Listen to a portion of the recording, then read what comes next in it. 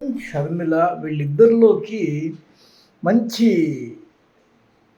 నాయకత్వ లక్షణాలు ఎవరికున్నాయి అనేది పక్కన పెడదాం ముందు. ఎందుకంటే వీళ్ళిద్దరూ డాక్టర్ వైఎస్ఆర్ యొక్క పిల్లలు. వైఎస్ఆర్‌కి నిజమైన వారసత్వం కోసం షర్మిల తీవ్ర పోరాటం చేస్తుంది. జగన్మోహన్ రెడ్డి ఈ విషయంలో కాస్త వెనకబడ్డట్టుగాను, నాకేం పర్లేదులే అని ఒక ఆలోచనతోనూ ఆయన ఉన్నట్టుగా కనిపిస్తుంది. ఓవరాల్‌గా షర్మిల జగన్‌ని మించి వైఎస్ఆర్ యొక్క అసలు సిసలైన వారసత్వాన్ని పొందే అవకాశం ఉందా?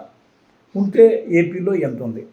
ఎప్పుడూ లేని విధంగా తెలంగాణలో కూడా డాక్టర్ వైఎస్ఆర్ యొక్క లెగసీని కాంగ్రెస్ పార్టీ ఉమ్మడి ఆంధ్రప్రదేశ్ ముఖ్యమంత్రి డాక్టర్ వైఎస్ రాజశేఖర రెడ్డి జాతి మెచ్చిన, జనం మెచ్చిన అపురూపమైన మహానాయకుడు. ఆయనకి మా అశ్రునివాళి, ఆయనకి మా 75వ జయంతి నివాళులు అని చెప్పి చాలా భారీ ఎత్తున కటౌట్లు పెట్టి ఎక్కడ పడితే అక్కడ ఆ సెంటర్లో, ఏ సెంటర్లో అంటే ఆ సెంటర్లో విపరీతమైన ఇది ఇస్తున్నారు. ఆయనకి హైప్ ఇస్తున్నారు, ప్రయారిటీ ఇస్తున్నారు. ఇన్ని రోజులు ఆయన్ని పట్టుకున్న వాళ్ళు లేరు ఇక్కడ. రేవంత్ రెడ్డి వచ్చి ఆల్ ఆఫ్ సడన్గా ఇలాంటి ఒక మైండ్ గేమ్ మొదలుపెట్టాడు. సరే, అదే సమయంలో ఇక్కడ వైఎస్ఆర్టీపీ అని చెప్పి ఒక ఖాతా తెరిచి అది బీజేపీకా లేకపోతే బీఆర్ఎస్కా లేకపోతే కాంగ్రెస్కా ఎవరికి ప్రత్యర్థో అర్థం కాక ఒక సమయంలో పోయి కాంగ్రెస్లోనే కలిసిపోయి గంగలో అక్కడి నుంచి ఏపీకి వెళ్ళి ఏపీ కాంగ్రెస్ చీఫ్గా ఆమె ఎంపికయ్యి అక్కడ ఉన్న నిద్రాణంగా ఉన్న కాంగ్రెస్ శక్తిని తిరిగి నిద్రలేపి యత్నం చేయడం అనేది మనకంతా తెలిసిందే. అయితే షర్మిల కాంగ్రెస్ని ఈ విధంగా బలపరుచుకుంటూ వైఎస్ఆర్ యొక్క లెగసీని, వారసత్వాన్ని తాను పుణికిపుచ్చుకోగలదా? ఆయన ఇప్పటివరకు చేసిన తప్పులేంటి? ఈమె అసలు ఏ తప్పు కారణంగా, దేని కారణంగా జగన్మోహన్ రెడ్డితో విభేదించిందంటే చాలామంది చెప్పడం ఏంటంటే షర్మిల ఊరూరు చర్చి ఒకటి కట్టమని చెప్పింది అని. చర్చి ఎందుకు కట్టాలి అంటే షర్మిల చెప్పిన దాన్ని బట్టి చూస్తే బ్రదర్ అనిల్ కుమార్ ఈయన భర్త, ఈమె భర్త. ఈ అనిల్ కుమారు ఒక క్రిస్టియన్ పాస్టరు. ఆయన పాయింట్ ఆఫ్ వ్యూలో వాళ్ళు కొంత అడిగారు, ఊరూరా చర్చి ఒకటి కట్టాలి అని. అయితే బ్రదర్ అనిల్ అనేవాడి యొక్క కోరికగా తాను చెప్పడం, మేము నువ్వు వదిలిన బాణంగా పాదయాత్రలు చేసి నీకోసం ప్రచారాలు చేసి నీకోసం ఎన్నెన్నో చేశాం కదా, కాబట్టి మాకు నువ్వు ఆ అవకాశాన్ని ఇవ్వాలి అని చెప్పేసి అడిగితే ఆ అవకాశాన్ని ఇవ్వలేదు ఎవరు? జగన్మోహన్ రెడ్డి. జగన్మోహన్ రెడ్డి బేసిక్గా క్రిస్టియన్ అయినా కానీ ఆయన కేవలం ఒక మతం మీదే స్టాండ్ అయ్యి ఫోకస్గా ఉండి ఆ మతం ద్వారానే ఓట్లు సంపాదించి తద్వారానే మనం ఇదైపోతామన్న అభిప్రాయంతో ఉండడు. ఆయనకి అన్య మతాలన్నా లాస్ట్లో ఆయన సంక్రాంతి సెట్ చేసుకున్నాడు ఇంట్లో. దానిలో టీటీడీ వెంకటేశ్వర స్వామి బొమ్మ అవి పెట్టి జనాన్ని ఆకర్షించే పనులు, ఇంకా లక్ష్మీ యాగాలని, రాజశివమల యాగాలు, శారదా పీఠాధిపతి మీద చేయడం, ఇవన్నీ గందరగోళం చాలా జరిగింది. అయితే ఆయనకి ఆ మైండ్ లేదు. కానీ షర్మిల వైఎస్ఆర్ యొక్క అసలు బిడ్డను నేనే అని ఆమె ప్రూవ్ చేసుకోవడానికి మీకు ఒక కథనం ఈరోజు స్పష్టంగా చెప్తా వినండి. అనగనగా ఒక రోజుల్లో కేఏ పాల్, వీడెవడ్రా వీడు వైఎస్ఆర్ యొక్క దీన్ని కూడా భాగవతం కూడా బయట పెడుతున్నాడని మీరు అనుకోవచ్చు. కేఏ పాలు అతిపెద్ద క్రిస్టియన్ పాస్టర్గా ప్రపంచ ప్రఖ్యాతిగా ఉండి ఒక సమయంలో అతను ఏం చెప్తే క్రిస్టియన్లు ఆ పని చేసేంత భయానకమైన వాతావరణాన్ని క్రియేట్ చేసినప్పుడు ఈమెకి ఆల్రెడీ ఒక మేనమావతో పెళ్ళైతే అది క్యాన్సిల్ చేసి బ్రదర్ అనిల్ కుమార్ కూడా చెన్నైలో యూత్ ఇది ఉంటుంది వైఎంసీఏ అని. ఆ వైఎంసీఏలో బాగా యాక్టివ్గా ఉంటే అతన్ని వెతికి పట్టి అక్కడ ఆ వివాహాన్ని కట్ చేసి వీళ్ళిద్దరికి మళ్ళీ కొత్త అంటు కట్టి వీళ్ళిద్దరి ద్వారా ఒక కొత్త ప్రపంచాన్ని క్రియేట్ చేయడంలో భాగంగా ఇతని ద్వారా ఓవర్ క్రిస్టియానిటీని ఇంప్రూవ్ చేసి కేఏ పాల్ని లేకుండా చేశాడని. అప్పటి నుంచి కేఏ పాల్ అనేవాడు రాష్ట్రంలో కనుమరుగైపోయి ఒక కామెడీ పీస్గా మారిపోయాడని. దీని అంతటి వెనక వైఎస్ఆర్ ఉన్నాడు అనేది ఒక చరిత్ర, ఒక జనాలు చాలామంది చెప్పుకునే విధం. దీనిలో ఇది జరిగే ఉంటదా? అంటే కొన్నిసార్లు కొన్ని ఆధారాలు బయటికి తీయలేం. కానీ జరిగిన పరిణామ క్రమంలో చూస్తే బ్రదర్ అనిల్ కుమార్ పికప్ అయ్యాడు. కేఏ పాల్ అనేవాడు డౌన్‌ఫాల్ అయ్యాడు. ఆ తర్వాత ఆయన ఒక కమెడియన్‌గా చిత్రీకరించారు. ఒక సెక్షన్ ఆఫ్ మీడియా కావచ్చు, మిగిలిన ఎవరెవరో చాలామంది కావచ్చు. ఈ క్రమంలో ఆయన చేసిన ప్లానింగ్ ఏంటంటే, ఆయన బేసిక్‌గా బై బర్త్ ఒక క్రిస్టియన్ ఫ్యామిలీలో పుట్టాడు. అంతకన్నా ముందు రాజారెడ్డి వాళ్ళంతా క్రిస్టియన్‌లే. వాళ్ళ తాతకి క్రిస్టియానిటీలోకి మారితే భారీ మొత్తంలో డబ్బులొచ్చాయని, ఆ డబ్బు ద్వారా వాళ్ళు కొన్ని వందల ఎకరాలు ఊరు వదిలి పులివెందులకి వచ్చి ఆ చుట్టుపక్కల ప్రాంతాల్లో వందల ఎకరాలు కొనుగోలు చేశారని, అప్పటి నుంచి వాళ్ళు సంపన్న కుటుంబం అయిందని ఒక కామెంట్ ఉంటది. ఒక స్టోరీ వీళ్ళ గురించి చెప్పేటప్పుడు. ఈ పరిస్థితుల్లో వైఎస్ఆర్‌కి నిజమైన క్రిస్టియన్ మైండ్ సెట్టు, ఆ ఓటు బ్యాంకు చాలా కీలకమని ఆయన నమ్ముతూ ఉంటాడు. ఆయన హిందువులని ఇది చేయడం కన్నా క్రిస్టియన్‌లని ఎక్కువ నమ్మిన పరిస్థితులుంటాయి. అందుకే ఎస్సీ, ఎస్టీ, హిందూ, ముస్లిం, క్రిస్టియన్ మైనారిటీ ఓటు బ్యాంకు చాలా బలంగా ఇప్పటికే ఆయన దగ్గర 40% ఓటు బ్యాంక్ ఉంది. 39.5% ఓటు బ్యాంక్ ఉందంటే జగన్మోహన్ రెడ్డి దగ్గర. అది కూడా తన తండ్రి ద్వారా సంక్రమించిన అలాగా. ఇదే జగన్మోహన్ రెడ్డి కూడా అంటాడు, మా ఇంట్లో ఎస్సీలను కూడా మామ అని పిలుస్తామని.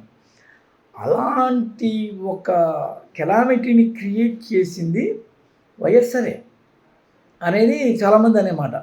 అయితే నిజమైన లెగసీ అనేది వైఎస్ఆర్‌ది అది. ఆయన యొక్క దీన్నే నేను చెప్పా ఫాలో అవ్వమని. ఏది? ఊరు వాళ్ళ చర్చలు పెట్టమని.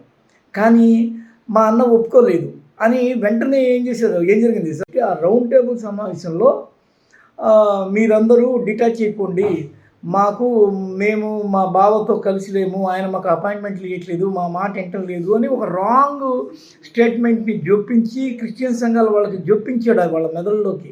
మీరు ఇక నుంచి ఓటు వేయకండి ఈయనకి అని. దీని వెనక జరిగింది ఇది అనేది అసలు సిసలు సమాచారం. ఏది దీని వెనక ఏం జరిగింది?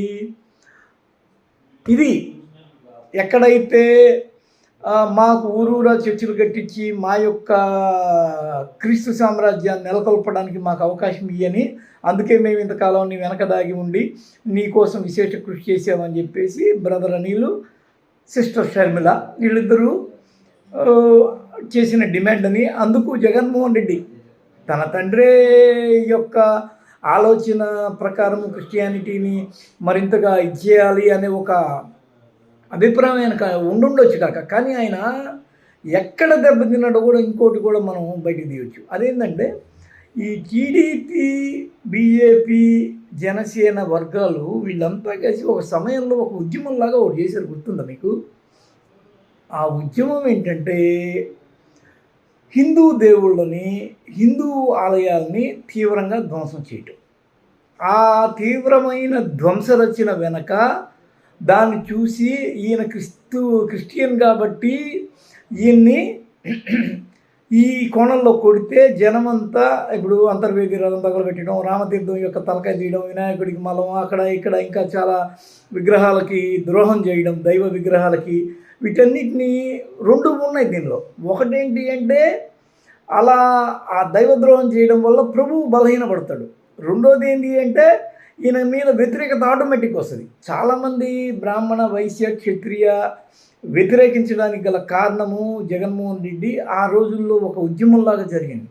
రామతీర్థం అయితే ఒక టీడీపీ సర్పంచ్ భర్త తలకోసాడంట, రాముడి యొక్క తల. వినాయకుడికి ఎవరో మలమంటిచ్చారు అంటే బుచ్చి చౌదరి పిఏ అని చెప్పి అంటారు. ఇట్లాగా వీళ్ళందరూ ఒక లైన్గా నిలబడి ఇప్పటికీ అంతర్వేది రథాన్ని ఎవరు తగలబెట్టారు ఏంటి అనేది ఒక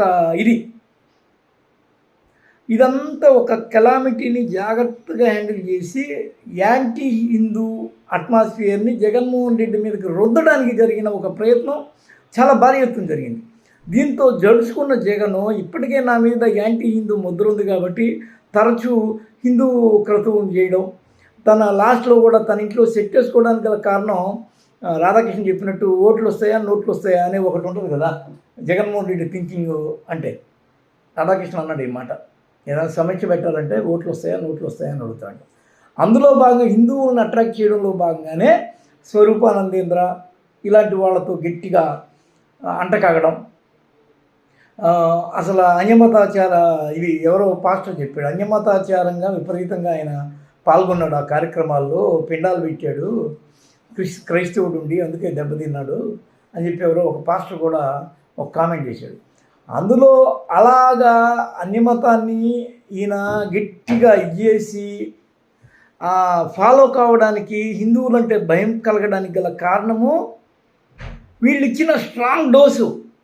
ఎవరు? టీడీపీ, బీజేపీ, జనసేన ఇచ్చిన స్ట్రాంగ్ డోసు. అరే ఇంతకీ ఏం చెప్పబోతున్నావురా నాయన అని అంటే, ఈ ఇద్దరి మధ్య, అన్నదమ్ముల మధ్య ఈ మతపరమైన గొడవ రావడానికి గల కారణానికి కూడా వెనక బ్యాక్గ్రౌండ్లో మ్యూజిక్ టీడీపీ కూటమి ఇచ్చిందే. దీంతో భయపడి చెల్లిని ఎంటర్టైన్ చేయడం ఆపేసి తన తండ్రి యొక్క అసలు స్కెచ్ని పక్కదారి పట్టించి, ఒక సమయంలో ఆయన లెగసీ లేకపోయినా నేను అసలు ఆయన మోటివే అది. ఏం మోటివ్? జగన్మోహన్ రెడ్డిది మోటివ్ తన తండ్రి అంతటి వాడిన వాళ్ళు అంతకన్నా మించేవాళ్ళు. ఆయన ఒక అడుగేస్తే నేను 3 అడుగులు వేస్తాను, ఆయన యొక్క ఫోటో ఇంటింటి దేవుడి గూట్లో ఉండాలి, ఇవన్నీ తండ్రిని మించి చేయడానికే. కాబట్టి నేనే వచ్చేసిన తర్వాత ఇంకా తండ్రి ఎందుకు అని చెప్పి సాటి టీవీ నుంచి తీసేయడం, ఇవన్నీ జరిగాయని చెప్పి అంటారు. ఈ క్రమంలో జగన్మోహన్ రెడ్డి ఈ రోజున తన చెల్లితో అనూహ్యంగా మతానికి అతీతంగా, వద్దు ఆ క్రిస్టియానిటీ మీరు మాకు వద్దు, మీ ఓట్లు వద్దు, నాకు అక్కర్లేదు, నాకు ఆ ముద్ర వద్దు, నేను క్రిస్టియన్ ముఖ్యమంత్రి అనే ముద్ర నాకు పడక్కర్లేదు. అందుకే ఆయన నేను క్రిస్టియన్ అని ఎక్కడ రాసుకోవడానికి ప్రయత్నం చేయడు. మీకు కావాలంటే చూడండి, ఎక్కడ తిరుమల దేవస్థానం వీటిలో అంటే అది నాకు వద్దు అని అంటున్నాడు. దీనంతటిని బట్టి ఈజీకోట్ ఏంటయ్యా ఈ ఈక్వేషన్స్ అన్నింటిని బట్టి అంటే, నిజంగా రాజశేఖర రెడ్డి యొక్క రాజకీయ లేకపోతే మానసిక, కౌటుంబిక, మతపరమైన వారసురాలు షర్మిలనే, జగన్మోహన్ రెడ్డి కాదు. జగన్మోహన్ రెడ్డి వైఎస్ లెగసీలోంచి బయటపడిపోయాడు. ఆయన ఈరోజు వేరు, ఆయనకు అంత అవసరం లేదు. ఎందుకంటే ఆయన సొంత ఇమేజ్ని తెచ్చుకున్నాడు. 40% ఓటు బ్యాంక్ ఉంది. ఇదే ఓటు బ్యాంకుతో గతంలో టీడీపీ నిలబడింది, బలపడింది, కూటమి కట్టింది, గెలిచింది. రేపటి రోజున నేను తాను ఫెయిర్గా రాజకీయం చేసుకుంటే సరిపోద్ది, అంతే తప్ప ఇంకేం అక్కర్లా. సరే, ఇదే షర్మిల అనే ఒక విషయంలో మనం గట్టిగా అడగవచ్చు.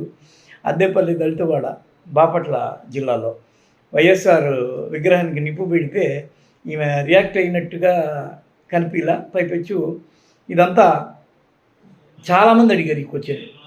ఈ విషయంలో చూస్తే షర్మిల ఇంక నుంచి ఇలాంటివి బాగా ఎక్కువ చేసుకొని వైఎస్ఆర్కి ఎక్కడ ద్రోహం జరిగినా కానీ, ఎట్లా మనం డిక్లేర్ చేసాం, వైఎస్ఆర్ యొక్క రాజకీయ వారసత్వం కానీ, మానసిక మత వారసత్వాలు కానీ జగన్మోహన్ రెడ్డి బయటపడ్డాడు అనేది ఒక క్లారిటీ.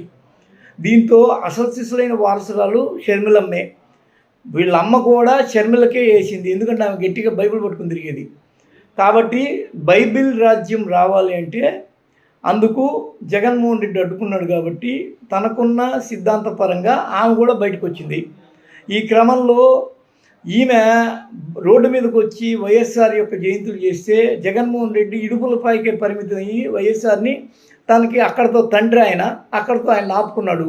కాబట్టి ఓవరాల్గా షర్మిలమ్మే వైఎస్ఆర్ యొక్క అసోసియేషన్ వారసురాలు. అది ఎలాగైందంటే ఈ మొత్తం వీడియో చూస్తే మీకు అర్థమవుతుంది. That's it.